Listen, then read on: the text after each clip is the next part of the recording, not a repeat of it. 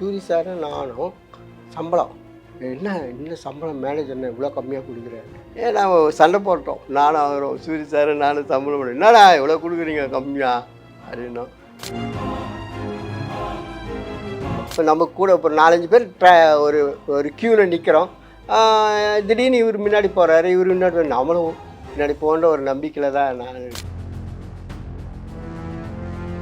But அங்கே அந்த படம் பாருங்கள், வித்தியாசமாக இருக்கும். கருடன்ல நடிகன்னாக்கா நீ வந்து ராஜா வேஷமும் போடணும், பைத்தியக்கார வேஷமும் போடணும். எந்த வேஷம் போனாலும் நம்ம வேஷம்ன்ட்டு வந்துட்டோம், எந்த வேஷம் வேணாலும் நம்ம செய்யணும். நாய்சேகர் ரிட்டர்னு அதுலேயும் எடிட்டிங்கில் போயிடுச்சு. ஆனால் நான் சொன்னால் தான் தெரியும் முதல்வன் படத்தில் நடிச்சிருக்கேன்ட்டு.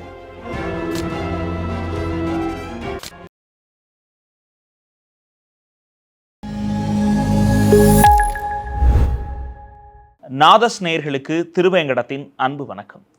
நகைச்சுவை நடிகர்கள் பலரையும் நமது நாதஸ் நேர்காணல் நடத்தி வரும் வேளையில் தற்போது நம்முடன் இருப்பவர் பல காமெடி சீன்ஸில் இவர் நல்லா நடிக்கிறாரே, விவேக் சார் காமெடியிலையும் சரி, வடிவேல் சார் காமெடியிலையும் சரி, இவர் நல்லா நடிக்கிறாருன்னு நம் மனசில் இடம்பெற்ற ஒரு நபர் நடிகர் ராஜாஜி ராஜன் நம்மோடு இருக்கிறார். அவரிடம் பேசுவதற்கு நிறைய இருக்கின்றன, கேட்பதற்கும் நிறைய இருக்கின்றன.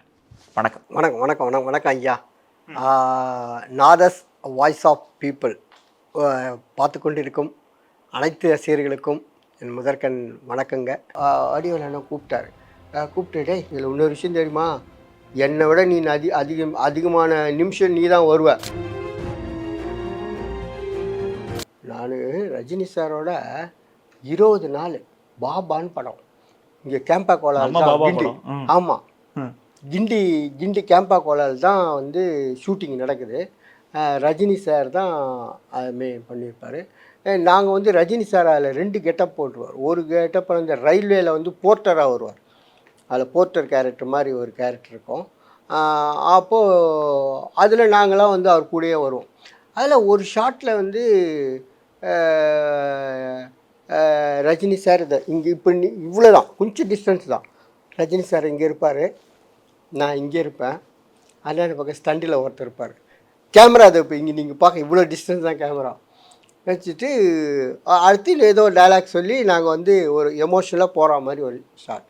அப்போது எனக்கு எப்படி இருந்து தெரியுங்களா மனுஷன், ஆஹா சார் பக்கத்தில் நிற்கிறாரு, இது அப்படியே ஸ்க்ரீனில் வந்தால், பெரிய ஸ்க்ரீனில் வந்தால் நாம் எவ்வளோ பக்கத்தில் க்ளோஸ்அப்பில் இருப்போம் அப்படிலாம் அவ்வளோ ஒரு நம்பிக்கையாக இருந்தேன். ஆனால் படம் வந்து ரொம்ப நீளமாக இருக்குதுன்னு சொல்லிவிட்டு அந்த படத்தை வந்து எடிட்டிங்கில் கட் பண்ணிட்டாங்க. அது கொஞ்சம் எவ்வளோ வருத்தம் எனக்கு, அது ரொம்ப வருத்தம். அது அந்த படம் பாபா படத்தை நடித்தேன், 20 நாள் நடித்தேன். நிறைய படங்கள் சார் இது மாதிரி வேற என்ன படங்கள் எல்லாம் நிறைய நகைச்சுவை நடிகர்கள் இந்த வருத்தத்தை சொல்லுவதுண்டு. நாங்கள் நிறைய நடிச்சிருந்தோம், ஆமாம், எடிட்டிங்கில் இந்த சீன்ஸ் கதை களத்துக்கு இல்லைனால அதை கட் பண்ணிடுவாங்க, ஆமாம், அதுக்கு ஏன்னா கதை தான் போக்கு முக்கியம்னு சொல்லி நம்ம சீன்ஸை கட் பண்ணிடுவாங்க அப்படின்னு சொல்லுவாங்க. அது மாதிரி பாபா படம் தவிர வேற என்ன படங்கள் எல்லாம் உங்கள் சீன் கட் ஆயிருக்கு? எந்த கட்டாந்து வந்து அதுக்கு அடுத்த படம் வந்து நாய்சேகர் ரிட்டர்னு அதுலேயும் எடிட்டிங்கில் போயிடுச்சு. அதில் நிறைய சீன் நல்லா சூப்பர் சீன் இருந்தது, அதுவும் எடிட்டிங்கில் போச்சு, இது எடிட்டிங்கில் போச்சு. அதுக்கப்புறம் வந்து இது ரஜினி சார் படம். அப்புறம் படம் வந்து ஷூட்டிங் எடுத்தாங்க. அதுக்கப்புறம் இங்கே பிஎன்சி மில்லில் ஷூட்டிங் எடுத்தாங்க. நான் நிறைய படங்கள் இல்லை சார், நிறைய படங்களில் எடிட்டிங்கில் போயிடும். அதுக்கப்புறம் நிறைய படங்களில் வரும், ஆனால் ரிஜிஸ்டர் ஆகாது. முதல்வன் படம் நீங்கள் இப்போ கூட எடுத்து பாருங்கள், படத்துக்கு பேர் சங்கர் சார் படம். ஆமாம், சங்கர் சார் படம். சங்கர் சார் எனக்கு நல்லாவே தெரியும், அந்த படத்தில் சங்கர் சார்னு தெரியும். அது முதல்வன் படத்தில் நடித்தேன், பஸ் சீனில் நடித்தேன். என்னுடைய நண்பர்கள்லாம் பார்த்துட்டு ஏன்னா நண்பர்களுக்கு தான் என் ஃபேஸ் வந்து நல்லா ரிஜிஸ்டர் ஆகும், நண்பர்களுக்கு தான் தெரியும். என்ன ராஜா முதல்வன் படம் சங்கர், ஆமாம்பா நடித்தோம்பா, கொஞ்சம் லென்த்தாக இருந்தது அதுக்கு, ஆனால் என் ஃபேஸ் தெரியுது. இந்த மாதிரி பல படம். ஆனால் நான் சொன்னாதான் தெரியும் முதல்வன் படத்தில் நடிச்சிருக்கேன்ட்டு, மக்களுக்கு ரிஜிஸ்டர் ஆகுது. ஏன்னா அது அந்த சீன் வந்து ஒரு எமோஷ்னலான சீனு. அதில் வந்து அவனை அந்த கண்டக்டர் பிடி, டிரைவரை பிடின்ற மாதிரி சீன் பாருங்கள். இப்போ பார்த்தாலும் சின்ன இருக்க இது மாதிரி அவர் படம் பண்ணி பெரியவங்க படத்தில் நடிச்சிருக்கிறேன். சிவாஜி படத்தை கூட நான் போனேன், சிவாஜி படம் போனேன். விவேக் சார் விவேக் சார்லையும் பார்த்தேன். ஆனால் அந்த இதில் ரிஜிஸ்டர் ஆகலை. ஆனால் நடிச்சிருக்கீங்க, ஃப்ரேமில் இருக்கீங்க. ஃப்ரேமில் வரல, ஃப்ரேமில் வரல, எடிட்டிங்கில். ஆமாம், எடிட்டிங்கில் போயிடுது. நிறைய இந்த மாதிரி ஒரு படம் 2 படம் இல்லை, நிறைய படங்கள்.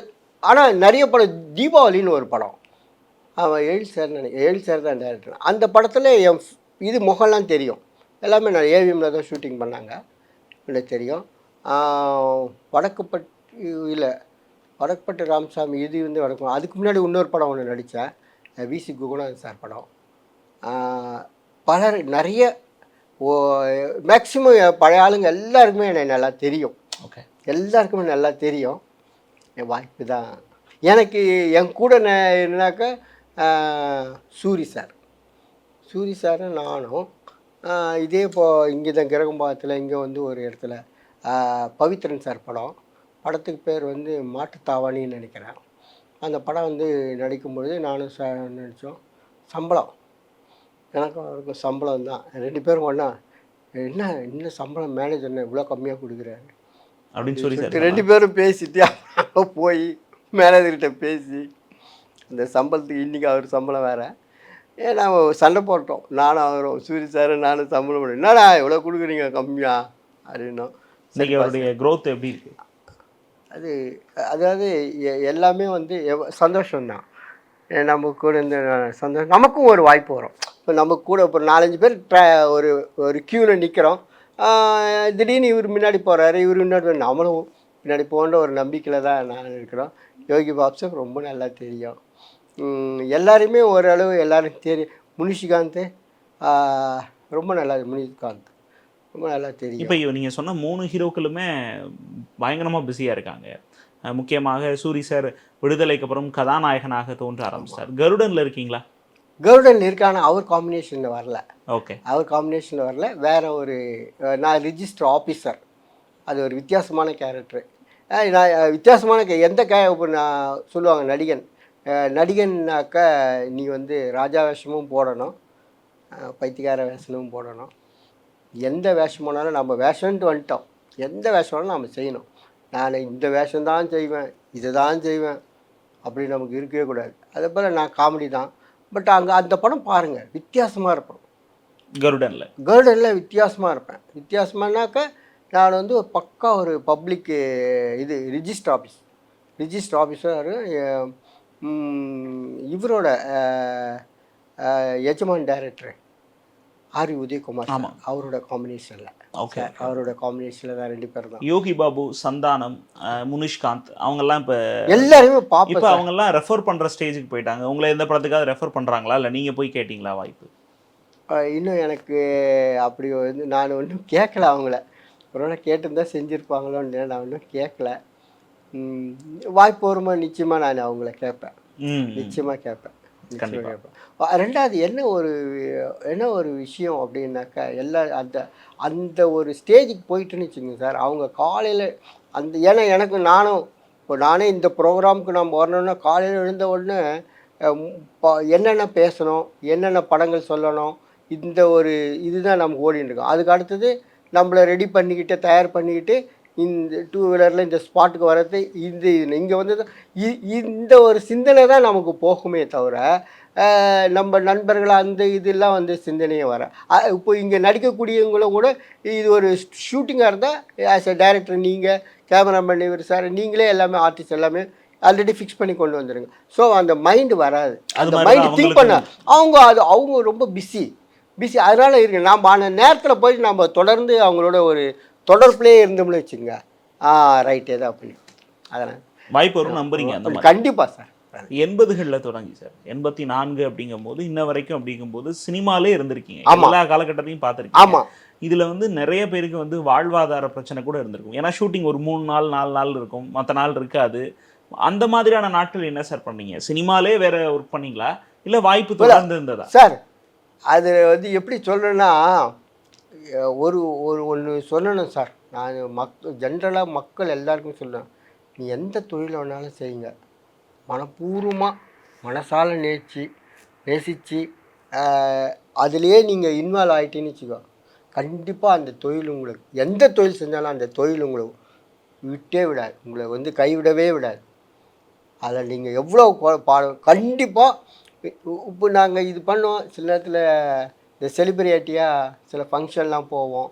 கலை அது நிகழ்ச்சி. ஆமாம், கலை. அப்புறம் கோயில் திருவிழா, நிறைய கோயில் திருவிழா. நான், வெங்கல்ராவ் அண்ணன், பாபா லக்ஷ்மணன் அண்ணன், இந்த சுப்புராஜ், இது மாதிரி எல்லோரும் வந்து ஒரு ஒரு குரூப்பில் போண்டாமணி, கிங்காங்கு, இந்த மாதிரி ப்ரோக்ராம்லாம் எதாவது வந்துனாக்கா எல்லோரும் போவோம். அங்கே ஒரு காமெடி சீன் பண்ணுவோம். அந்த ஸ்டேஜில் ஏதாவது ஒரு காமெடி சீன் பண்ணுவோம். இது மாதிரி எதனா ஒன்று பண்ணிக்கிட்டே தான் இருப்போம். அது ஏன் சீரியல் இது நான் சொன்னேன், ஏவிஎம் ஆச்சி இன்டர்நேஷ்னல் ஒன்று பண்ணேன். அதுக்கப்புறம் வந்து மடிப்பாக்கம் மாதவன் அப்படின்னு சொல்லிட்டு கலைஞர் டிவியில் ஒரு சீரியல் பண்ணேன். எக்ஸலண்ட், சூப்பராக இருக்கும். மடிப்பாக்கம் மாதவன் அதை பாருங்கள். நான் உங்களுக்கு நீங்கள் எடுத்து பார்த்து மடிப்பாக்கம் மாதவனில் வந்து பண்ணையாராக பண்ணேன். நல்ல அருமையான ஒரு இது பாருங்கள். அதில் பண்ணையாராக நான் தான் பண்ணியிருப்பேன். நல்ல கேரக்டர். அது மாதிரி சீரியல் தான். அதாவது நான் என்னுடைய அனுபவத்தை எனக்கு வந்து அந்த காலத்தில் நீங்கள் சொன்ன 80ல் வந்து தேனாம்பேட்டை ஆனந்தா ஹோட்டலு கேள்விப்பட்டிருக்கீங்களா? இப்போ கூட ஹோட்டலுக்குது. அப்போ வேறு இருந்தது, இப்போ வேறு. ஆனந்தா ஹோட்டல் நம்ம நாடகக்காரங்களாம் இருப்பாங்க, நிறைய பேர் நாடகம் இருப்பாங்க. கவுண்டமணி அண்ணாலாம் அங்கே தான், கவுண்டமணி ஜனகராஜ் அண்ணன் எல்லாம் அவங்களாம் அங்கே. அப்போது எனக்கு எல்லாரோடையும் அப்போது இருந்தவங்க தபையில தங்கவேல் எல்லாம் மறைஞ்சிட்டாங்க. ஏன்னா அவங்களே நிறைய பேரோட எனக்கு பழக்கம் உண்டு.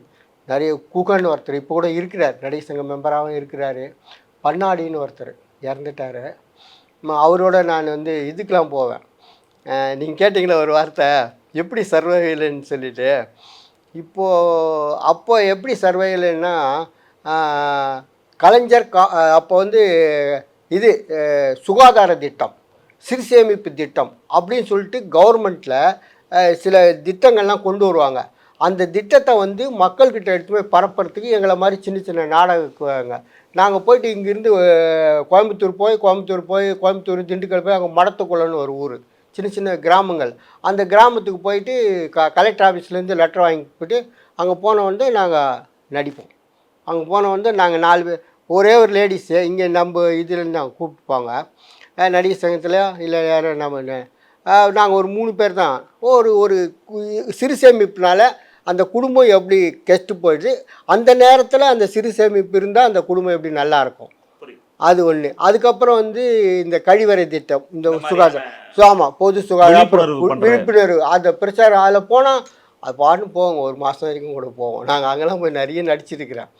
அது மாதிரிலாம் நிறைய நடிச்சேன். அதை விட பெரிய விஷயம் இன்னொன்று சொல்லணும். என்ன விஷயம்னா, ஹரிதாரம். நான் இப்போ வர யங்ஸ்டர்ஸ்கிட்ட போய், சார் ஹரிதாரம் அவர் யாருங்கன்னு கேட்குறோம். ஆஹா, இவன் பயங்கரமான ஆளாக இருப்பாங்க. ஹரிதாரன்றது மேக்கப். அந்த மேக்கப் வந்து இப்போ நாங்கள் அந்த மாதிரி அங்கெல்லாம் போன வந்து நாங்கள் மேக்கப்லாம் வச்சுக்க மாட்டோம், ஹரிதாரம் தான் பூசிடுவோம். அது நீங்கள் நைட்டு இன்றைக்கும் கூட வில்லேஜில் அந்த கூத்துலாம் பண்ணுறாங்க பார்த்தீங்களா, அவங்களாம் போய் இப்போ பெரிய நடிகருங்க போடுற மேக்கப்லாம் போட மாட்டாங்க, அவங்க ஹரிதாரம் தான் பூசிப்பாங்க. ஹரிதாரன்றது ஒன்றுமே இல்லை. அது வந்து இன்றைக்கும் கடை இருக்குது, 100 வருஷத்துக்கு மேலே இருக்குது. கச்சேரி ரோட்டில் போனால் டப்பா செட்டி கடையில் போயிட்டு முத்து வெள்ளை ஒரு 20 ரூபாய்க்கு வாங்கிக்கணும். முத்து வெள்ளை அப்படின்னாக்கா அது ஒயிட்டு பவுட்ராக இருக்கும். முத்து எடுக்கிறாங்க இல்லைங்களா, முத்தை எடுத்துட்டாங்கன்னா அது மேலே இருக்கிற ஓடு இருக்குது இல்லைங்களா, அந்த ஓட்டை வந்து காய வச்சு பவுட்ராக்கணும்னு வச்சுக்கோங்க, அவ்வளோ வெள்ளையேன்னு இருக்கும். அதுதான் முத்து வெள்ளை. அதுக்கப்புறம் கலரு, அது ஒரு 10 ரூபாய்க்கு கலரு, ஒயிட் 10 ரூபாய்க்கு மஞ்சள், பச்சை, சிவப்பு, இந்த மாதிரி கலர் வாங்கிட்டா போதும். நீ இதை வாங்கிட்டா ஒரு டியூப் முடிச்சுனே வந்துடலாம்.